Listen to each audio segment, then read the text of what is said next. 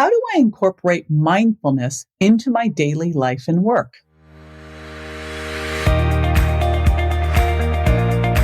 This is JJ Virgin, 4-time New York Times bestselling author, celebrity nutrition expert, and fitness Hall of Famer. I've been on a lifelong quest for answers to the toughest health questions. And now I'm sharing what I found with you. Welcome to Ask the Health Expert.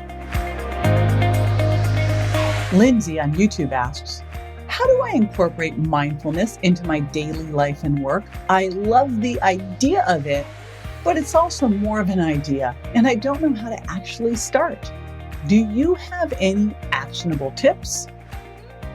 Hey, it's JJ, and I've got New York Times bestselling author of The Urban Monk and the Art of Stopping Time, Dr. Pedram Shojai, with me to answer this question. He's a Qigong master and Taoist abbot with a practical approach to modern living, using Eastern thinking and practices to help overcome the westernized challenges of everyday life.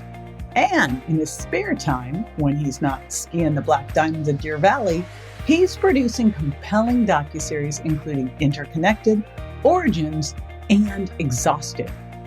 He'll be right back to answer this question. Stay with us.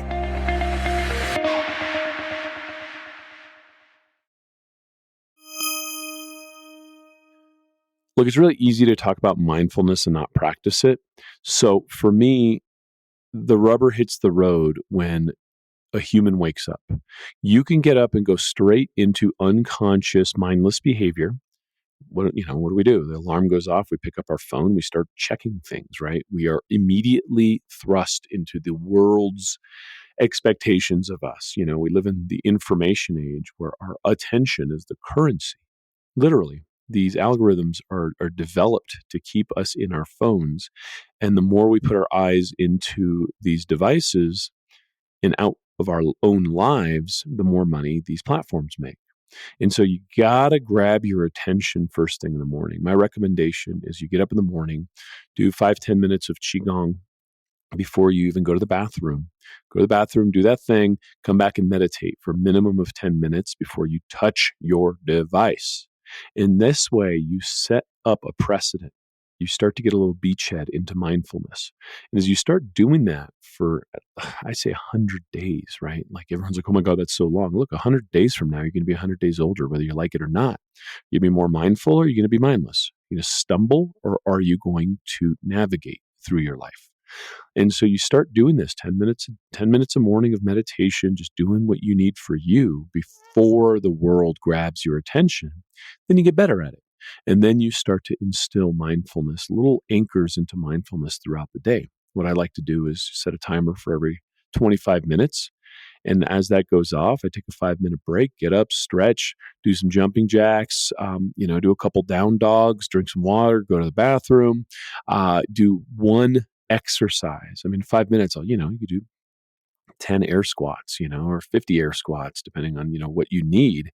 And then go back to your work, right? But the important part of that is really understanding that taking a little break for you is the right move, is the way to really instill these anchors of mindfulness.